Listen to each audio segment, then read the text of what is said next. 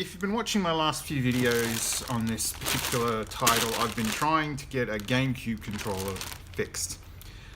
I later discovered that there was a spawn of cracks on this thing where someone's obviously smashed the analog stick so hard that it not only broke that but also cracked up the logic board inside, which means I can't get another working one of these yet.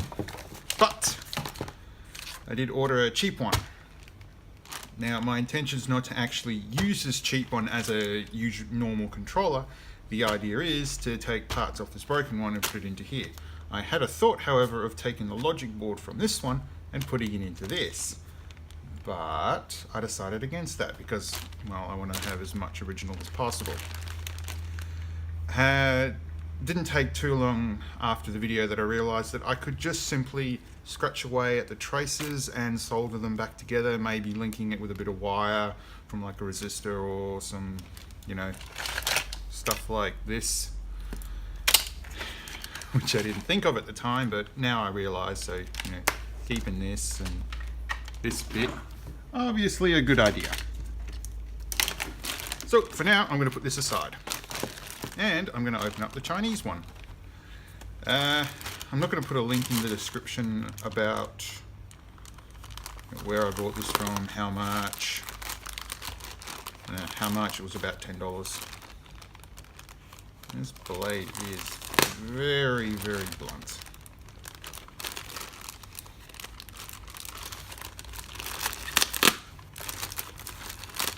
Okay, there we go. So let's check out the cheap Chinese GameCube controller.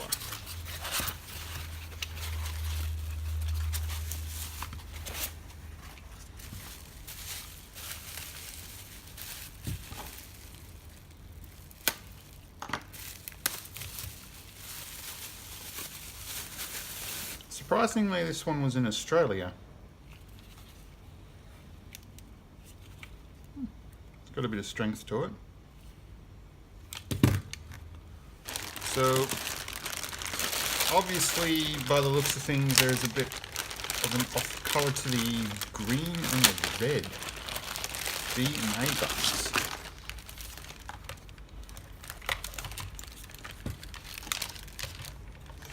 I mean, offhand, it looks like it's went through the same mold, so Chinese and official.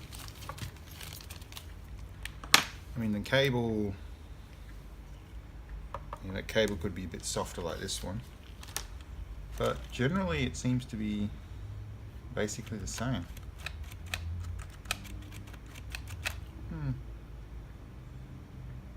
Okay, now let's pull it apart.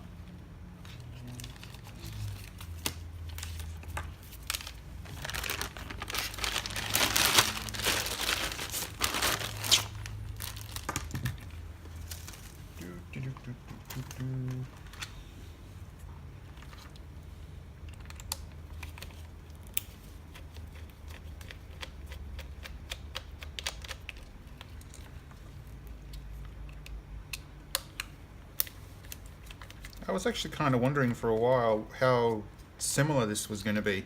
Honestly, it looks like whatever manufacturer got a hold of these used the same mold as the original ones, which, if that's true, then I should just be able to transplant this button into the other controller. That would be nice.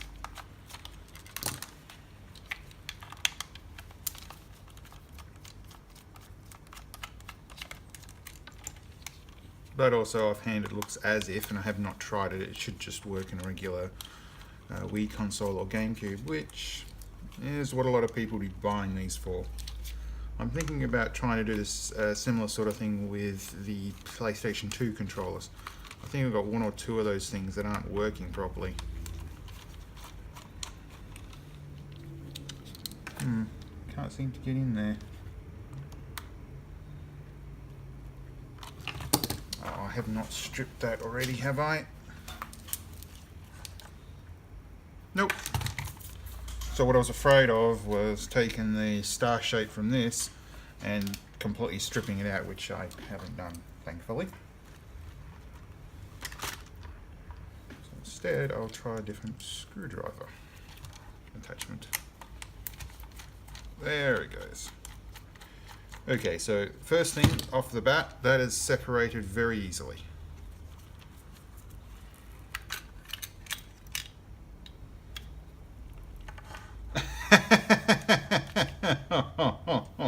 Oh man, that just popped right out there. Ooh, it's got a really strong smell too. So yeah, it looks like they have just gone with the original model. Yeah, that's great. I should be able to reuse this button straight away. It's nice. But it is missing the latch on top that stops that from doing that. Where is it? Bit of pop in my box.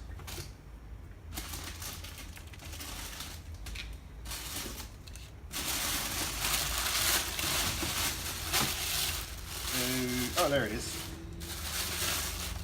Don't lose that.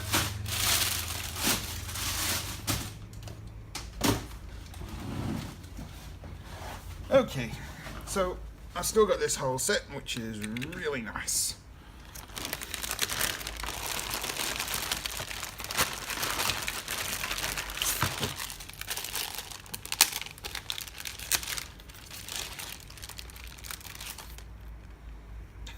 Looks like they use the same mold. Oh well. Yeah. Actually, it's just a really cheap.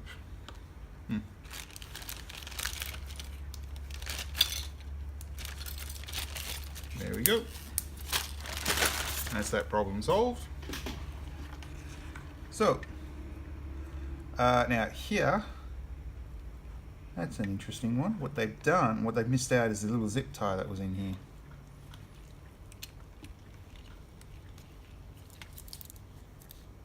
And they seem to have screwed in this logic board.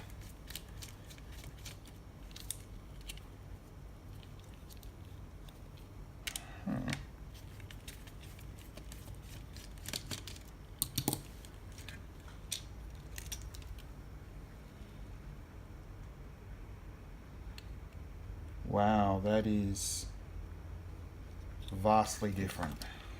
I mean, wow.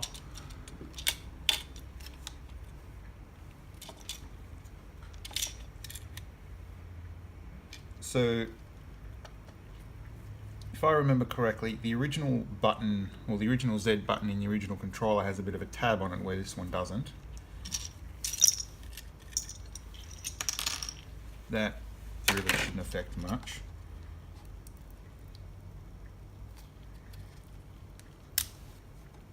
Okay, did you see that? Yeah, I just literally pulled that out. Man, this is poorly made. Wow. Yeah, see, this one is the same. Ooh, looks like I've almost pulled those tracks up. The ground pins haven't been soldered in, so there's no rigidity to it. Good thing I don't intend to take this back. I mean, we'll use it. Alright, so there's the C button. Now this, I'm considering about using the one from here. So it looks like the Chinese are the ones that did the surface mount, or maybe it's just a later design. I don't know. See if I can pop this off though. Ah, there it goes. Ooh. Yeah. Cheap Chinese ones. I should probably throw that bag away.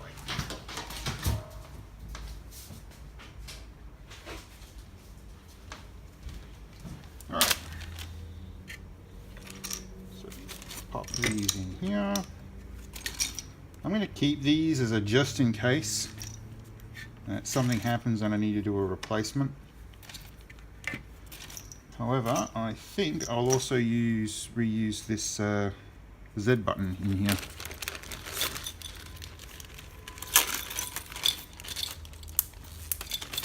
So yeah, as you can see, I literally stuffed that analog switch.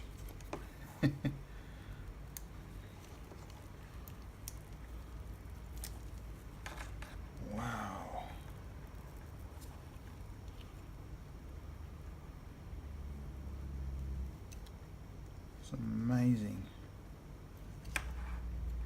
I mean, I could see myself recovering this. What is that?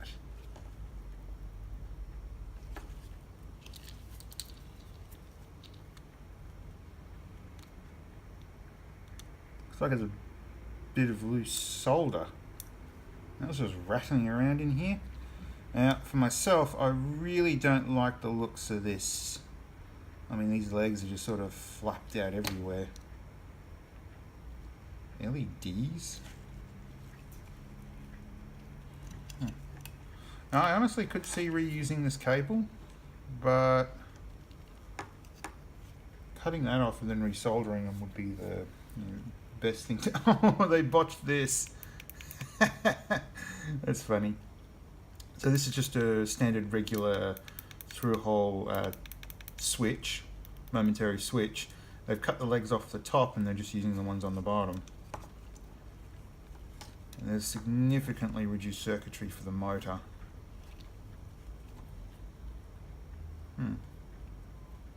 Oh, that's your vibrator for you. Wow, that is really simplified. The downside, I believe, with... could I know? I was thinking about using this as a reference for my other controller, or for this, but I don't think that's going to work out somehow. So keeping this would be an idea. I mean, it might be a cheap Chinese knockoff, but it's still reusable. Wow, this is just... I wonder if that is reusable. Oof. Honestly, I could see this controller working just fine for several years, but until you pull it apart, you don't realize what you're messing with. Some of these stray wires here were just a little too close. They could have touched and caused a short. Man.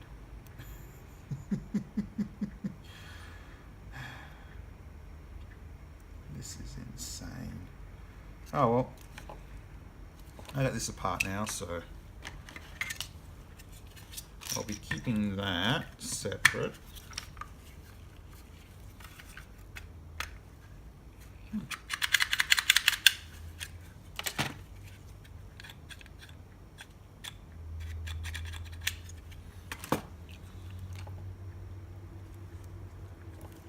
That's... oh no, it is.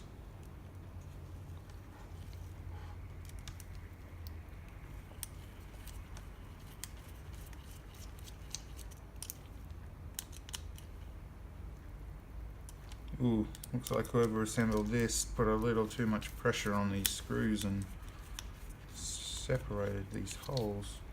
Oh well.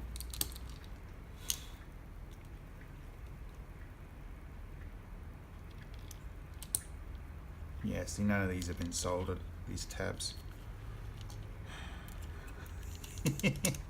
Oh, it's a real shame, but hey, I couldn't find the Z button or this one here individually to purchase, so I bought the whole thing. Plus it's useful in case if I do need to use this. I also still need to look for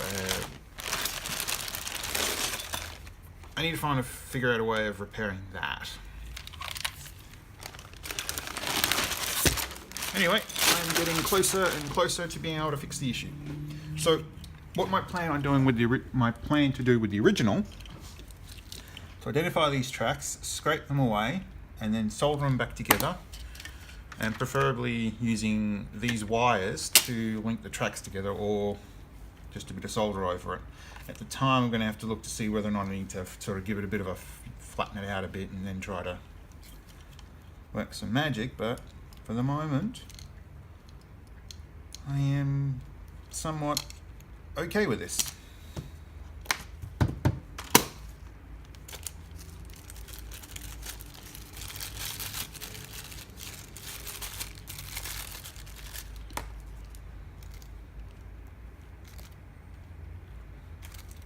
Don't want to lose anything.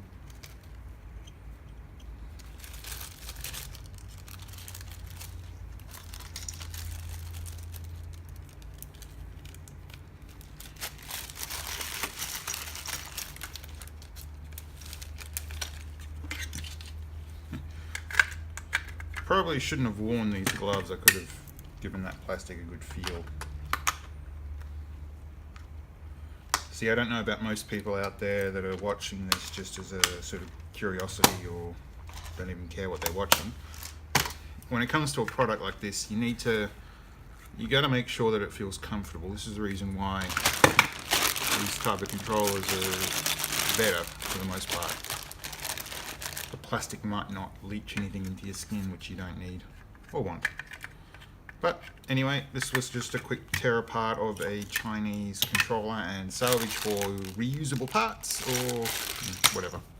So that was this pulled down. I'm hoping in the next week or so to be able to get back on with fixing this controller and getting it working properly. But in the meantime, this was a video. Thanks for dropping by.